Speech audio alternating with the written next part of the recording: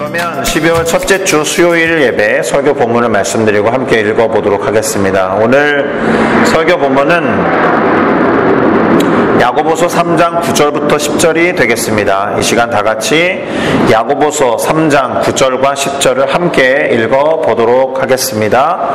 이것으로 우리가 주 아버지를 찬송하고 또 이것으로 하나님의 형상대로 지음을 받은 사람을 저주하나니 한 입에서 찬송과 저주가 나오는도다. 내 형제들아 이것이 마땅하지 아니하니라. 아멘. 자, 저는 방금 함께 읽어본 야고보서 3장 9절과 10절을 가지고 곧 말로 할 수 있는 것과 할 수 없는 것, 이와 같은 제목으로 잠시 말씀을 나누면서 지난주부터죠. 지난주에 한 주를 쉬었기 때문에 2주 전부터 시작해서 이어오고 있는 야고보서 공부의 두 번째 시간을 통해서 특별히 오늘은 야고보서 2장과 3장을 함께 공부해 보고자 합니다. 특별히 여러 핵심 단어들을 꼽아볼 수 있는데 야고보서 2장과 3장에는 믿음, 말, 행동, 지혜 등의 단어가 핵심어인데요. 우리는 그 중에서도 말을 중심으로 해서 이 2장과 3장 두 개의 장을 살펴보고 거기에서 깨달음을 얻어보고자 합니다. 우선 야고보서 2장과 3장을 요약할 필요가 있겠습니다. 일단 2장과 3장의 내용은 이렇게 될 텐데 설명을 해드리면, 첫째로 편파적으로 누군가를 대우하는 것을 금지하라 라는 내용이 2장 1절부터 13절까지의 내용이 될 겁니다. 그 성도들이 주로 이제 야고보라는 사람은 예루살렘 교회의 지도자였기 때문에 예루살렘에 외국에서 태어난 유대인, 그러니까 보통 유대인이라고 칭하기 위해서는 어머님이 유대인이면 되거든요. 그러니까 해외에서 다른 민족과 결혼했다 하더라도 어머니가 유대인이면 외부에서 태어난 유대인으로 인정되기 때문에 절기 때라든지 어떤 행사가 있을 때 예루살렘으로 넘어오는 경우가 많았단 말이에요. 보통 그런 사람들이 예루살렘에 거주할 곳이 없었기 때문에 그들을 예루살렘에 거주하는 히브리파 유대인들이, 그런 사람들을 헬라파 유대인이라고 부르는데, 그들을 돕고 섬기고 구제하는 일들을 했단 말입니다.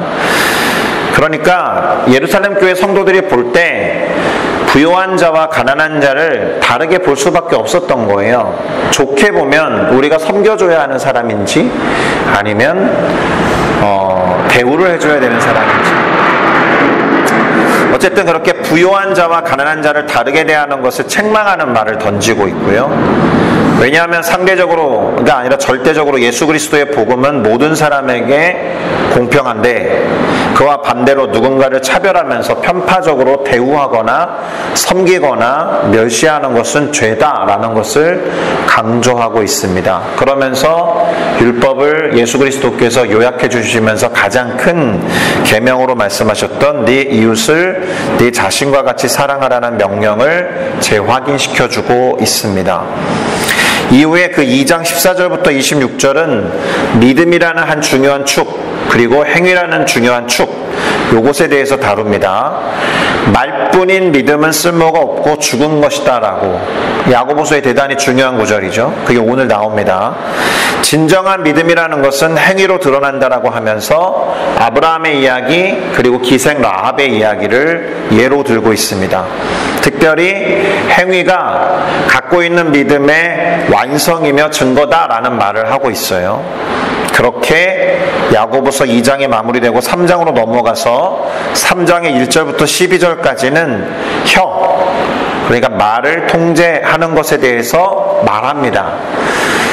곧 말이니까 말의 위험성과 영향력을 경고하는데, 그 혀라는 것이 우리의 지체 중에 정말 작은 기관에 불과하지만 생각보다 큰 결과를 낳는다라고 하면서 불과 배의 그 이 키를 비유로 들어서 설명을 했고요.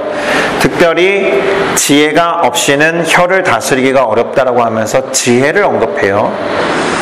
13절부터 18절에서 하늘에서 내려온 참된 지혜하고 그렇지 않은 일종의 거짓 지혜, 하늘에서 내려온 지혜가 아니라 그래서 외형적으로만 겸손하고 외형적으로만 훌륭한 것 같은 그런 지식과는 달리 위로부터 임한 지혜가 성결, 화평, 관용, 양선, 긍휼과 선한 열매가 가득하다고 해서 상대적으로 시기와 이기심에서 비롯된 그 세상적인 지혜가 혼란과 악을 초래한다라고 하면서 비교하고 있습니다.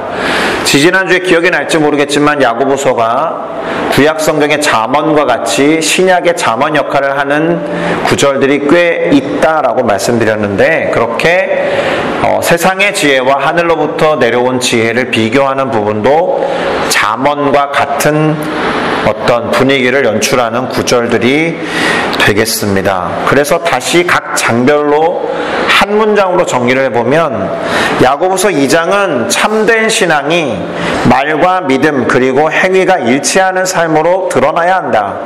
특히 약자에 대한 공의와 사랑, 그것이 이 믿음이 참된 믿음과 신앙인지 척도가 될 수 있다라고 하면서 믿음에 합당한 말과 행동이 중요하다, 이런 말을 하고 있다면 야고보서 3장은 특별히 말에 초점을 두고 있죠. 성도들이 자신의 말과 자신의 태도를 돌아보고 반성해서 혀, 곧 말을 제어하고 위로부터 오는 참된 지혜를 구하면서 화평하게 하는 자가 되어야 한다.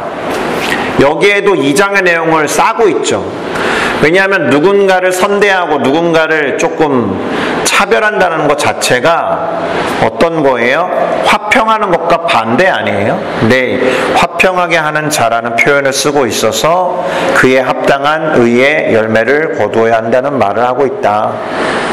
2장과 3장을 읽어보면서 내용을 이해하는 것은 그렇게 어렵지 않은데, 물론 우리가 그동안 접해왔던 복음의 핵심과는 조금 다른 이야기를 하는 듯한 부분이 있어서 그 부분에서 고민에 빠지게 되기도 합니다. 그런데 그 부분은 설명을 해드릴 테니 꼭 개인적으로 야고보서 2장과 3장을 읽어서 소화시키시기를 권면드리겠습니다. 자, 말씀드린 대로 혀, 곧 말에 초점을 두어서 이야기를 조금 더 해보도록 하겠습니다.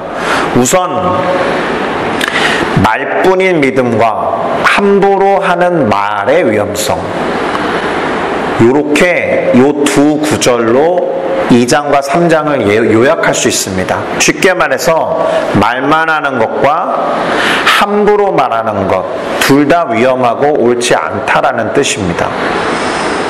여러분, 우리는 일단 다짐하는 말도 제법 자주 하고 그냥 하는 말도 제법 자주 합니다.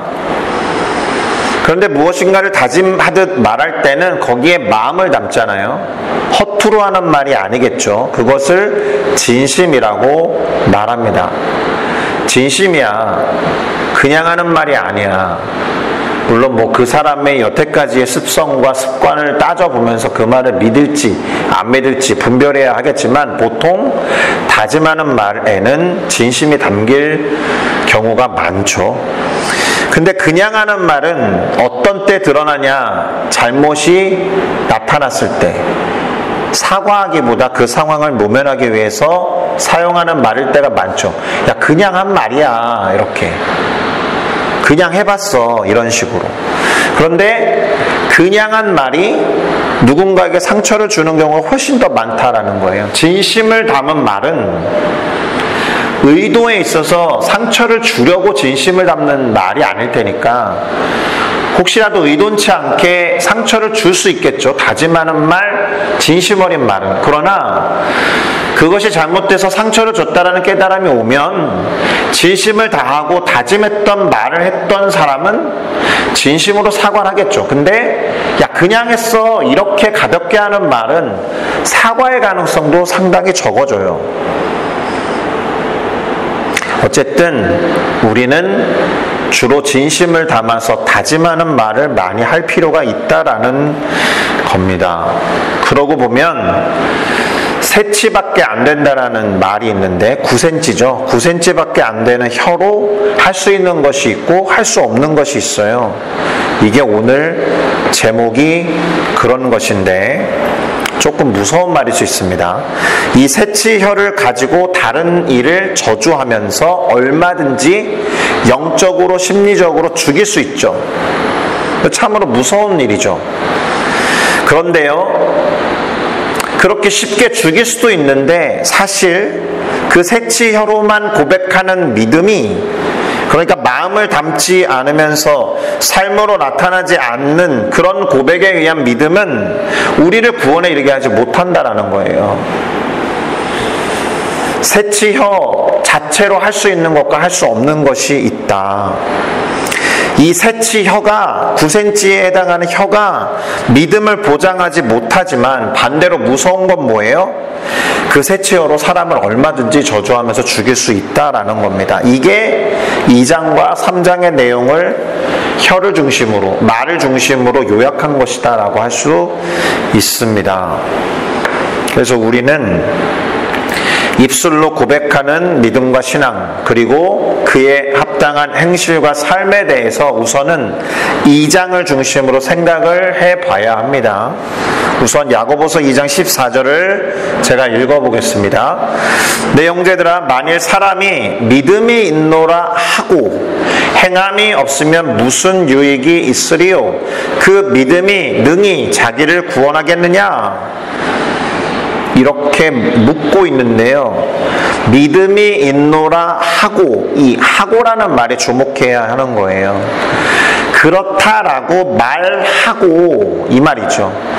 말로는 그렇게 했다면 이런 뜻이잖아요. 근데 그런 사람이 행함이 없다면 그렇게 한 말이 무슨 유익이 있냐는 것이고, 그때의 그 믿음이 있다고 한 말뿐인 믿음이 능히 자기를 구원할 수 있겠느냐, 이렇게 물어본 겁니다. 우리는 바로 이 믿음에 초점을 두고 야고보가 말했다라는 것에 주목해야 돼요. 우리가 일반적으로 아는 믿음이 아니고요, 나 믿음이 있노라 라고 한 말뿐인 믿음에 초점을 두고 이 믿음을 비판한 것이지, 일반적으로 우리가 이따가도 살펴보겠지만 믿음으로 구원에 이른다 라고 할 때 그 믿음을 비판한 것이 아니다라는 겁니다. 야고보가 예루살렘 교회를 보면서 이렇게 말해야 했던 사정이 있었다라는 겁니다. 다시 말씀드려요. 말뿐인 신앙과 믿음, 지금 이것을 비판하고 있다.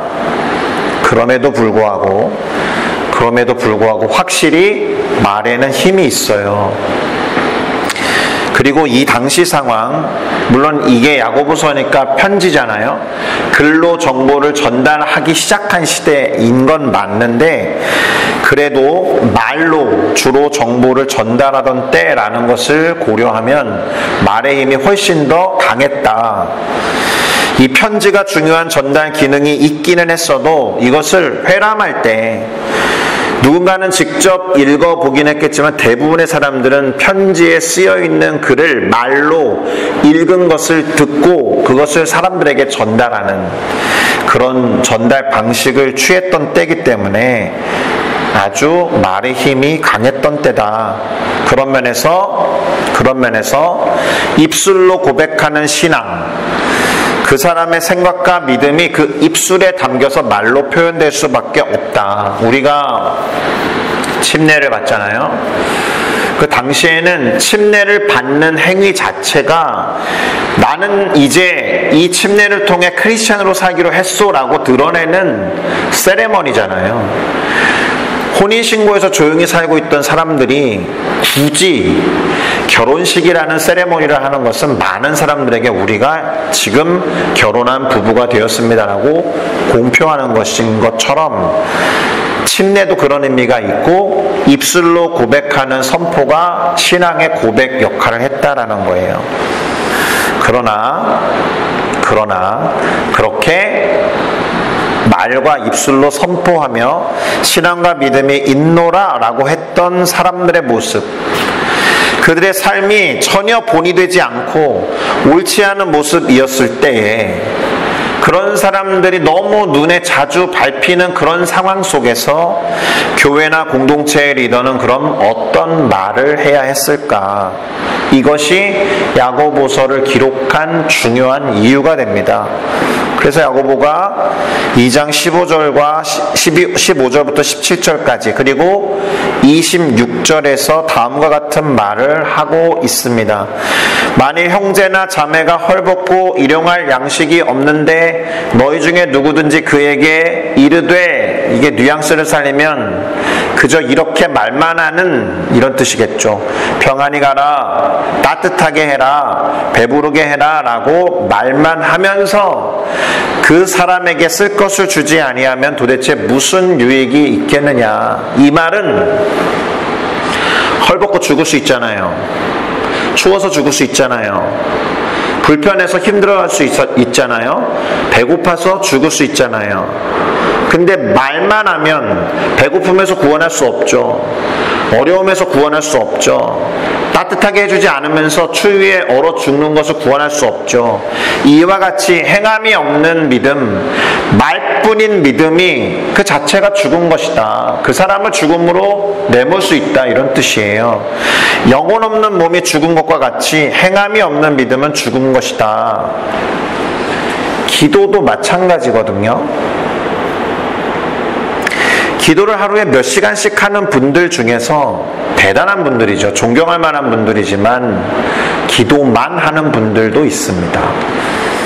제가 1998년에 미얀마라는 나라의 단기 선교를 그 미얀마에 계신 선교사님이 파송된 지 얼마 안 된 상태에서 갔기 때문에 그 선교사님한테 최초로 가는 단기팀이었는데, 저희 팀에 저희 공동체에서 중보 기도 사역하는 팀원들이 4명이 따라갔거든요. 이제 제가 부팀장이니까 사역을 총괄하면서 뭔가를 연습시키고 그 다음에 우리에게 필요한 것들을 준비시키는 일련의 과정이 있는데, 이 친구들이 중보기도 사역을 주로 했던 친구들이어서 우리 팀의 기도가 쌓이는 것은 정말 쉬운 일이었거든요. 물론 기도 사역이 쉬운 일은 아니지만, 근데 이 친구들이 기도는 열심히 하는데 뭐 준비하는 걸 열심히 안 하는 거예요. 제가 비판했죠. 정죄했죠. 야, 니네가 기도하는 만큼은 해야 되는 거야. 물론 이렇게 누군가를 함부로 비판하고 정죄하는 것도 잘못이지만, 기도만 하는 것도 말뿐인 신앙과 얼마나 차이가 있을까라는 생각이 들었습니다. 그래서 야고보는 그와 같은 성도들의 상황을 고려해서 행위의 중요성을 강조해서 말하는 거예요. 그래서 성경에서 근거를 가지고 와요. 아브라함과 아까 말씀드렸던 기생 라합의 예를 들어서 22절과 24절의 이야기를 결론으로 말해주고 있습니다. 네가 보거니와 믿음이 그의 행함과 함께 일하고 행함으로 믿음이 온전하게 되었느니라. 아브라함과 라합의 예로 보건대 사람이 행함으로 의롭다 하심을 받고 믿음으로만은 아니니라, 이렇게 얘기했어요. 근데 이제 우리 눈에 거슬리는 게 있는 거죠. 행함으로 의롭다 하심을 받고 믿음으로만은 아니다라고 하니까 틀린 말 같죠? 근데 이때의 믿음은 말뿐인 믿음, 아까 앞서서 살펴보았던 그 믿음 있잖아요. 그것에 해당하는 것이니까 절대로 충돌하는 게 아닙니다. 자, 우리는 이 구절과 비교해야 하는 본문을 잘 알고 있습니다. 바울이라는 사람이 로마서에서 말한 것, 로마서 10장 9절에서 10절을 함께 살펴볼 필요가 있습니다. 잘 아는 말씀입니다. 네가 만일 네 입으로 예수를 주로 시인하며 또 하나님께서 그를 죽은 자 가운데서 살리신 것을 네 마음에 믿으면 구원을 받으리라. 사람이 마음으로 믿어 의에 이르고 입으로 시인하여 구원에 이르느니라. 아멘. 이 말씀과 충돌하는 것처럼 보인단 말이에요. 마음으로 믿어 의에 이르고 입으로 시인하여 구원에 이른다. 이 말이 상당히 중요한 말입니다. 일단 시인하다라는 말로 번역된 원어가 호모로케오라는 단어예요. 호모 로그라고 보시면 되는데, 로그라는 단어가 어디에 쓰이느냐? 다이얼로그의 로그예요. 그러니까 말이라는 뜻이죠. 그리고 호모는 같은 이런 뜻이에요. 그러니까 시인한다는 말은 같은 말을 뜻한다라는 거예요. 마음에 담은 것과 같은 말을 하는 게 시인이라는 뜻이에요. 그러니까 마음에 담긴 것이 무엇이냐가 중요한 것이죠. 마음에 담은 것을 그대로 말한 그 시인, 그리고 믿음은 피스토스라는 단어인데 충실 또는 충성으로 번역되는 행동지향적인 단어예요. 다시 말하면 믿음이라는 단어 안에는 충실함, 성실함, 신실함이라는 단어가 같이 융합되어 있기 때문에 그 자체가 행위지향적이에요. 믿는 바를 행하는 것과 관련 있고, 이 뭐를 믿느냐가 담겼을 때 그것과 똑같은 말을 시인할 때 나오는 그런 거예요.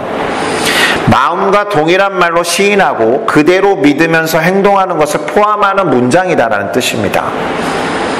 이미 이 문장은 말뿐인 믿음이 아닌 거죠. 그러니 야고보와 바울이 다른 이야기를 하고 있는 것이 아니다라는 겁니다. 자, 3장에서 그런데 조금 다른 말을 하는 것처럼 느껴지죠. 말뿐이어서 아무 영향가가 없는 것처럼 2장에서 말했던 분위기였는데 3장은 말이 중요하다라고 하니까, 근데 그것도 2장과 3장의 그런 차이를 절묘하게 이어주는 키워드가 등장합니다. 우선은 야고보가 3장 8절부터 10절에서 한 말을 한번 읽어보겠습니다. 제가 읽을게요. 혀는 능히 길들일 사람이 없나니 쉬지 아니하는 악이요 죽이는 독이 가득한 것이라.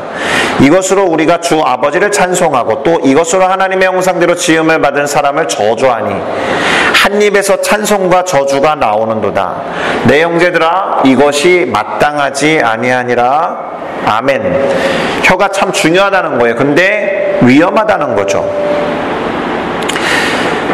위험한 이유는 혀 자체에 있는 것이 아니라 거기에 무엇이 담기느냐, 그것이 중요한 것처럼 보입니다.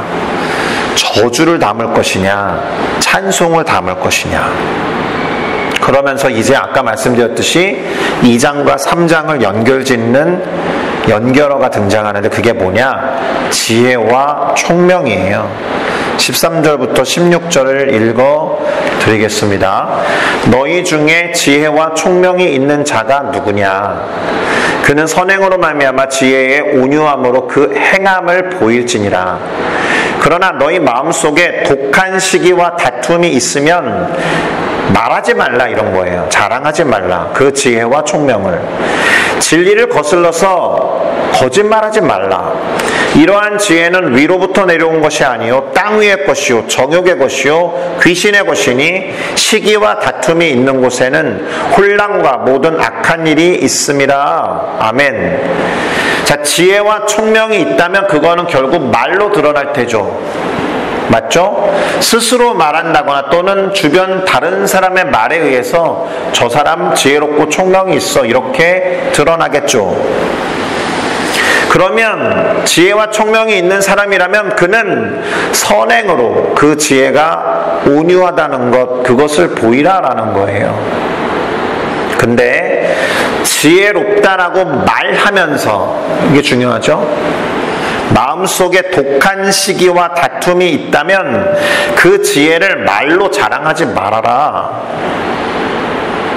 그렇게 자랑하는 것은 결국 독한 시기, 다툼을 자랑하는 것과 같으니까. 그거는 진리를 거스르는 거짓말이기 때문에 그렇습니다. 그러면 아무리 지혜롭고 총명하다고 해도 그 지혜와 총명은 위로부터 온 것이 아니다. 땅 위의 것이고 정욕의 것이고 귀신의 것이어서 결과가 뭐냐? 시기와 다툼이 있을 것이고, 그렇게 되면 공동체 안에서 혼란과 모든 악한 일이 나타날 거다. 혀가 무엇이 담겼느냐에 따라서 이런 결과를 낸다라는 거예요. 말, 곧 혀에 위로부터 임한 지혜가 담겨야 한다는 것을 이 구절이 간접적으로 보여주고 있죠. 이러한 지혜는 위로부터 내려온 것이 아니다라고 했으니까 그럼 그 다음 구절에 뭐가 나오겠어요? 위로부터 임한 지혜가 담기는 말에 대해서 이야기하겠죠. 야고보서 3장 17절과 18절이 3장의 마지막 두 구절인데 제가 읽을게요. 오직 위로부터 난 지혜는 첫째, 성결하고, 둘째, 화평하고 관용하고 양순하며 긍휼과 선한 열매가 가득하고 편견과 거짓이 없나니 화평하게 하는 자들은 화평으로 심어 의의 열매를 거두느니라. 아멘. 다르죠? 위에서 나타난 지혜가 아닌 욕망의 지혜, 사탄의 지혜, 귀신의 지혜는 이것과 다릅니다. 하늘에서 임한, 위에서 내려온 지혜는 성결, 화평, 관용, 양순, 긍휼, 선한 열매, 그리고 뭐가 나와요? 편견이 없다, 거짓이 없다. 그래서 그런 지혜를 담은 말을 하는 사람은 화평하게 하는 자가 되죠. 편견이 없으니까. 화평을 심어서 의의 열매를 거둔다. 곧 구원을 완성해 간다라는 뜻입니다. 편견이 없다라는 말이 왜 3장의 끝부분에 나왔는지 2장의 첫 부분과 연관되고 있는데 그 연결어가 뭐라고요? 하늘로부터 내려온 지혜. 정리하겠습니다. 혀, 곧 말로 할 수 있는 것과 할 수 없는 것이라는 제목으로 설교를 했습니다. 혀로 얼마든지 사람을 저주하고 죽일 수 있어요. 그러나 그렇게 죽인 사람을 말뿐인 믿음으로 살리지는 못합니다. 구원하지 못해요. 오히려 말씀이 살리죠. 똑같은 말인데 주님의 말씀이 살립니다. 그러고 보면 무엇이 담기느냐도 중요한데 누가 말하느냐도 중요한 거예요. 혀, 곧 말에 무엇이 담기느냐가 중요하다. 저주가 담기고 거짓 지혜가 담기고 그래서 분란을 일으키고 차별하고 사람을 죽일 수 있지만 거기에 진리에 대한 믿음의 언어가 담기면 그 말은 실천될 수밖에 없고 삶으로 나타날 것인데 이유는 담긴 말이 진리이니까, 하늘에서 내려온 지혜이니까, 곧 하나님으로부터 주어진 말씀이기 때문에 말씀이 영향력을 미친다라는 거예요. 그러니 그것이 시기를 일으킬 필요가 없고 다툼을 일으킬 리가 없죠. 하나님의 형상대로 지음을 받은 다른 사람을 저주할 리가 없겠죠. 누군가를 편파적으로 대우하는 차별이 있을 수 없다라는 것을 우리는 기억할 필요가 있겠습니다. 입술에, 혀에 무엇이 담기느냐, 그리고 그것을 말하는 사람이 누구냐.